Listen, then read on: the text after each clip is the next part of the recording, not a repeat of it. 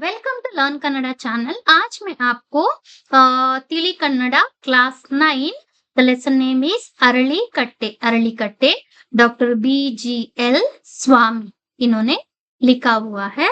Early कट्टे यानी कि बरगद का पेड़ जो है ना उसको बोला जाता है। बरगद का पेड़ को नॉर्मली क्या करते हैं लोग, एक अच्छे से सीमेंट वाला राउंडली ऐसा क्या बोलते हैं बैठने के लिए बनाते हैं ना उसको ಅರಳಿಕಟ್ಟೆ ಯಾನಿಕಿ ಬರಗದ ಕಪೇಟ್। ಕೆಲವು ಗಿಡಮರಗಳು ನಮ್ಮ ಸಮೀಪದಲ್ಲಿದ್ದರೂ ಅವುಗಳ ಉಪಯೋಗ ಗುಣ ಲಕ್ಷಣಗಳು ನಮ್ಮ ಅರಿವಿಗೆ ಬಾರದಿರಬಹುದು। कुछ पेड़ पौधे हमारा आसपास में रहता है लेकिन उसका जो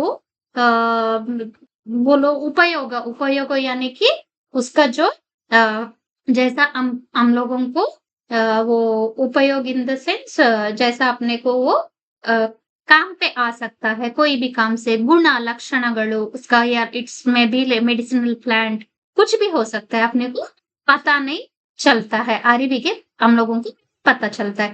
ಎಷ್ಟೋ ಗಿಡಮೂಲಿಕೆಗಳು ಅಳಿವಿನ ಅಂಚಿನಲ್ಲಿವೆ। आजकल बहुत पेड़ पौधों को काट रहे हैं लोग। ಅಶ್ವತ್ಥ ವೃಕ್ಷವನ್ನು ಅರಳಿ ಮರ ಬೋಧಿ ವೃಕ್ಷವೆಂದು ಕರೆಯುವರು। अक्षता वृक्ष यानी कि अश्वत्थ मरा बरगद का पेड़ को क्या करके बुलाते हैं, अश्वत्थ मरा या ಬೋಧಿ ವೃಕ್ಷವೆಂದು ಕರೆಯುವರು करके बुलाते हैं। ಮಾನವನ ಒಡನಾಡಿನಲ್ಲಿ ಅಶ್ವತ್ಥ ಮರ ಅನಾದಿ ಕಾಲದಿಂದಲೂ ಉಪಯೋಗದಲ್ಲಿದೆ। यानी कि हम लोग जो बहुत पहले से भी बरगद का पेड़ को माना जाता है। ಆಮ್ಲ ಈ ಮರವನ್ನು ಆಮ್ಲಜನಕದ ಬ್ಯಾಂಕ್ ಎಂದು ಕರೆಯುವರು। ಆಮ್ಲಜನಕ यानी कि ಆಕ್ಸಿಜನ್ ಪ್ಲಾಂಟ್ करके बुलाते हैं। ನಮ್ಮ ಪೂರ್ವಜರು ಈ ಮರದ ಗುಣವನ್ನು ಅರಿತೇ ಪ್ರತಿ ಗ್ರಾಮದ ಮುಂದೆ ಅರಳಿ ಮರದ ಜೊತೆ ಬೇವಿನ ಮರವನ್ನು ಬೆಳೆಸಿ ಸುತ್ತಲೂ ಕಟ್ಟೆ ಕಟ್ಟಿ ನಾಗರ ಕಲ್ಲು प्रतिष्ठापिಸಿ पूजिಸುತ್ತಿದ್ದರು। सॉरी, हमारे पूर्वज जो है वो लोग क्या करते थे, हर यानी कि जो अरली मरा है उसमें यानी कि लाइक नागर इन द सेंस नागर कल्लू यानी कि लाइक भगवान का कोई भी पत्थर जैसा रख के उसमें पूजा करना, या नाग देवता का जो रूप का जो पत्थर है उसको रख के पूजा करना, और उसके सामने ಬೇವಿನ यानी कि नीम का पौधा लगाते हैं। ಅರಳಿ ಮರದ ಎಲೆಗಳನ್ನು ಆಡು ಹಸು ಎಮ್ಮೆಗಳು ತಿನ್ನುತ್ತವೆ, ಹಣ್ಣುಗಳನ್ನು 10 ಪಕ್ಷಿಗಳು ತಿನ್ನುತ್ತವೆ। इसका जो पत्ते हैं उसको आड़ू यानी कि क्या बोलते हैं, गोट, हसु, कौ, ಎಮ್ಮೆಗಳು ತಿನ್ನುತ್ತವೆ। ಎಮ್ಮೆ यानी भैंस को बोलते हैं। हಣ್ಣುಗಳು 10 पक्षिಗಳು हಣ್ಣುಗಳನ್ನು उसका जो फ्रूट्स है वो उसको पक्षियां खाते हैं, यानी कि बर्ड्स खाते जाते हैं। उसी तरीके से पक्षिಗಳು गूಡು कटी वास ಮಾಡುತ್ತವೆ। पक्षियां वहां पे अपना नेस्ट बना के वहां पे रहने लगते हैं। ಅಲ್ಲದೆ ನೂರಾರು ಕ್ರಿಮಿಕೀಟಗಳ ವಾಸಸ್ಥಾನವೂ ಹೌದು। यानी कि क्रिमी कीटಗಳು जो इंसेक्ट रहता है उनका वो भी वहीं पे रहते हैं। ಉಪಯುಕ್ತವಾದ ಅರಳಿ ಮರವನ್ನು ನೆಟ್ಟು ಬದುಕಿನ ಸಾರ್ಥಕತೆಯನ್ನು ಕಂಡುಕೊಂಡ ಹೃದಯ ಶ್ರೀಮಂತಿಗೆ ಮೆರೆದ ಕಡುಬಡತನದ ಶೇಷಪ್ಪನ ಯಶೋಗಾಥೆಯೇ ಪ್ರಸ್ತುತ ಗದ್ಯದ ತಿರುಳು। ಇಂತಹ ಸಾರ್ಥಕ ಬದುಕನ್ನು ಬದುಕಬೇಕು ಎಂಬುದು लेखकर आशय।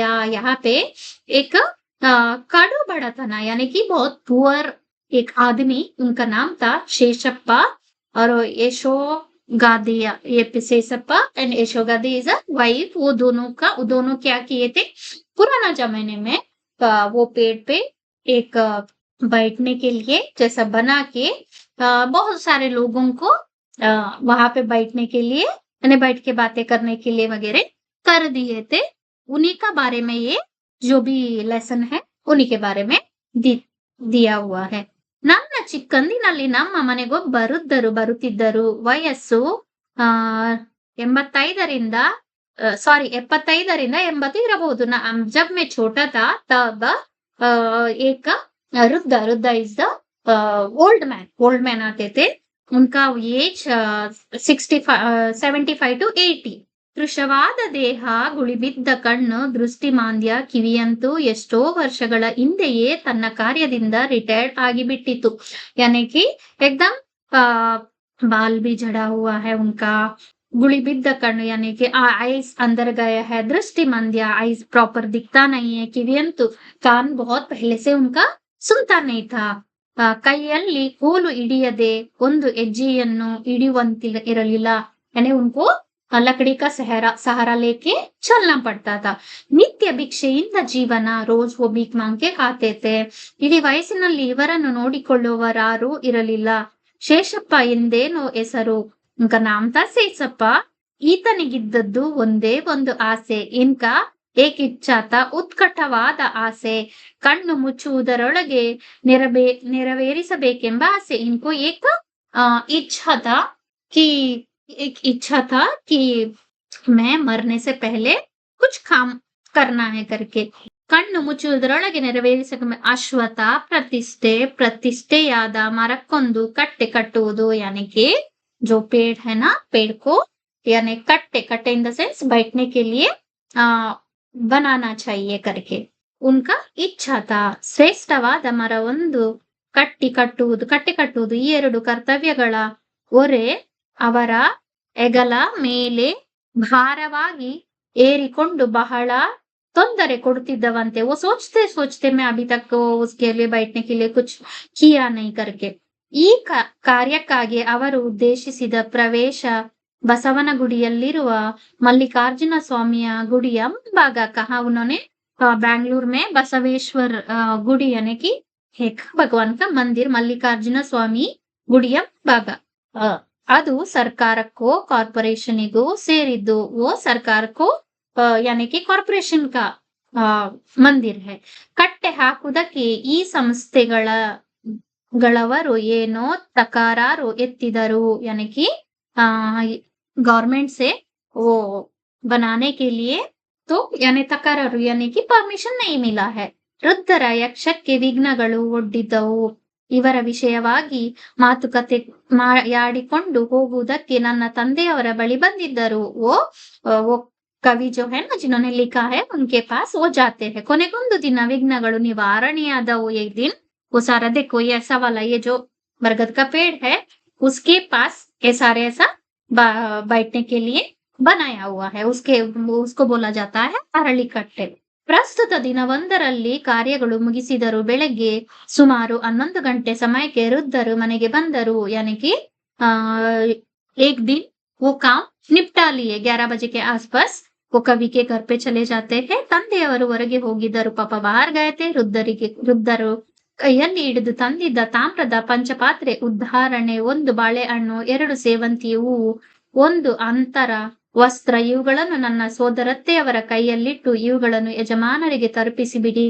ಕಾರ್ಯ ನನ್ನ ಉದ್ದೇಶಕ್ಕೆ ತಕ್ಕಂತೆ ನೆರವೇರಿತು. बोलते हैं यानी कि उन्होंने क्या लाया, प्रसाद लेके आते हैं. ತಾಮ್ರದ ಪಂಚಪಾತ್ರೆ, ಉದ್ಧಾರಣೆ, ಒಂದು ಬಾಳೆಹಣ್ಣು, 1 बनाना, 2 ಸೇವಂತಿ ಹೂ, 2 ಫ್ಲವರ್.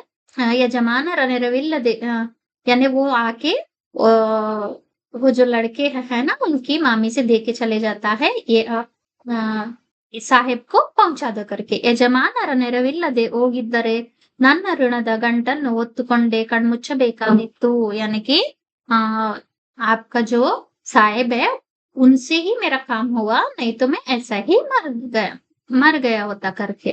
ಇದೊಂದು ಸಲ ಒಂದು ಯಜಮಾನರಿಗೆ ಸಾಷ್ಟಾಂಗ ಬೀಳುತ್ತೇನೆ, ದಯವಿಟ್ಟು ತಿಳಿಸಿಬಿಡಿ. ಇನ್ನೊಂದು ಸಲ और एक बार आके मैं मालिक को नमस्कार करता हूँ, ये दे दो करके. ಸೋದರತ್ತೆ ಒಂದಿಷ್ಟು ಹಾಲು ಕುಡಿದು ಹೋಗಬೇಕು ಎಂದರು. उसके बाद उनका घर वाले बोलते कि थोड़ा सा दूध पी के चले जाओ. ಇಲ್ಲಮ್ಮ, ಇವತ್ತು 4 ಜನಕ್ಕೆ ಭೋಜನ ಬಡಿಸಬೇಕು. ಅವರದಾದ ಬಳಿಕವೇ ನನ್ನದು. यानी 4 लोगों को मुझे खाना खिलाना है, तो तब तक मैं उपवास हूँ करके. 4-5 ಮನೆಗಳಿಗೆ ಹೋಗಿ ಭಿಕ್ಷೆ ತೆಗೆದುಕೊಳ್ಳಬೇಕು. 5-6 घर पे जाके मुझे भिक्षे यानी कि भीख मांग के खाना लेना है. ಆಮೇಲೆ ಅಡುಗೆ ಮಾಡಬೇಕು. उसके बाद खाना बनाना है. ಅನ್ನ ಶಾಂತಿಗೆ ಬರುವವರನ್ನು ನಾನು ಕಾಯಿಸಬಾರದಮ್ಮ. जिनको मैंने बुलाया खाना खाने के लिए उनको वेट नहीं करवा सकता हूँ करके. ಅಕ್ಕಿ ಬೇಳೆ ಸಾಮಗ್ರಿಗಳನ್ನು ನಮ್ಮ ಮನೆಯಿಂದಲೇ ಕೊಡುತ್ತೇವೆ. वो बोलती है अक्की बेड़े यानी कि जो भी चावल दाल चाहिए मैं मेरा घर से ही देती हूँ करके ಬೇಡಮ್ಮ 4 ಬಾಗಿಲಲ್ಲಿ ನಿಂತು ಯಾಚಿಸುವುದು ನನಗೆ ರಕ್ತಗತವಾಗಿ ಬಿಟ್ಟಿದೆ वो बोलते हैं नहीं माँ मेरे को 4 घरों में जाके ही भीख मांग के आ, बनाना पड़ेगा वो मुझे आदत हो गया करके ಅದನ್ನು ತಪ್ಪಿಸಲಿ ಎಂದು ಹೊರಟು ಹೋದರು ಹಿಂದೇಕೆ ಅದನ್ನು ತಪ್ಪಿಸಲಿ ಕರ್ಕೆ ನನ್ನ ಬಾಲ್ಯದ ಬುದ್ಧಿಗೆ ಈ ಮುದುಕ ಯೋಚನೆಯಿಂದ ಜನರನ್ನು ತೊಂದರೆಗೀಡು ಮಾಡಿ ಮರ ನೆಟ್ಟು ಜಗುಲಿ ಕಟ್ಟಿಸದೆ ಹೋಗಿದ್ದರೆ ಯಾರು ಅಳುತ್ತಿದ್ದರು ಎನಿಸಿದ್ದೇನೋ ನಿಜ मुझे लगा कि ये बूढ़ा आदमी वहां पे पेड़ लगा के उसको पेड़ को बैठने के लायक बना नहीं बनाया रहता तो क्या होता करके सोचने लगा ಕಾಲಕ್ರಮೇಣ ಶೇಷಪ್ಪನಂತ ಮಹಾನುಭಾವರಿಗೆಲ್ಲ ಮನಸ್ಸಿನಲ್ಲಿ ಎಷ್ಟೋ ಸಲ ಮಣಿದಿದ್ದೇನೆ यानी धीरे धीरे मुझे पता चला शेषप्पा जैसा लोग रहना चाहिए करके कृतज्ञತೆ ಅರ್ಪಿಸಿದ್ದೇನೆ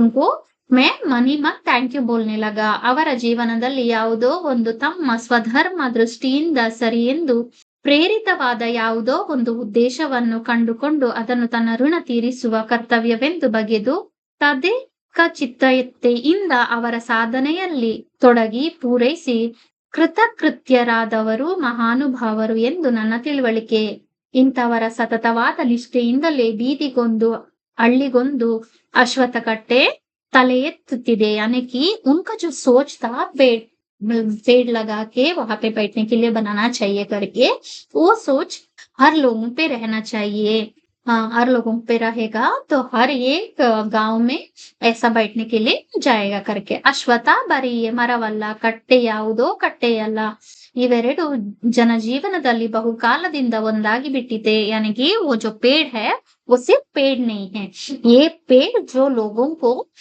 बहुत यानी कि हेल्पफुल होता है क्योंकि जब पहले जमाने में गांव से गांव चल के जब जाते थे तो वो पेड़ के नीचे बैठ के थोड़ा आराम करके जाते थे ಹಳ್ಳಿಯ ಸಾರ್ವಜನಿಕ ಸಮಾರಂಭಗಳು अश्वत्थ मरदड़िಯಲ್ಲಿ ನಡೆಯುತ್ತಿದ್ದವು यानी कि जो भी गांव में छोटा मोटा कार्यक्रम होता था तो वो उसी का पेड़ के नीचे हो जाता था पंचायतीಗಳಿಗೆ अश्वत्थ मर छावनी कट्टे नेले हासु पुराना जमाने में क्या करते थे मीटिंग करते थे तो पेड़ के नीचे मದುವೆ ಮಂಜಿಗಳಿಗೆ प्रशस्तवाद पवित्रवाद कल्याण मंटप पुराना जमाने में शादी ब्याह भी वहीं पे होता था करके ಪ್ರವಾಸಿಗರಿಗೂ ಯಾತ್ರಿಕರಿಗೂ ಆಧಾರವಿಯುವ ಸತ್ರ ಮಕ್ಕಳ ಆಟ ಓಟ ಪಾಠಗಳಿಗೂ ಕಾಪು ಹಿರಿಯರ ಗಾಳಿ ಸೇವನೆಗೂ ವಿಚಾರದ ವಿನಿಮಯಕ್ಕೂ ಒಪ್ಪುವ ಆಶ್ರಯ यानी बच्चे वहां पे पढ़ाई करते थे खेलते थे शादी होता था और बूढ़े लोग वहां पे बैठ के बातें भी करते थे ಬೀದಿ ಮಾತಿಗೂ ಕಾಡು ಅರಟೆಗೂ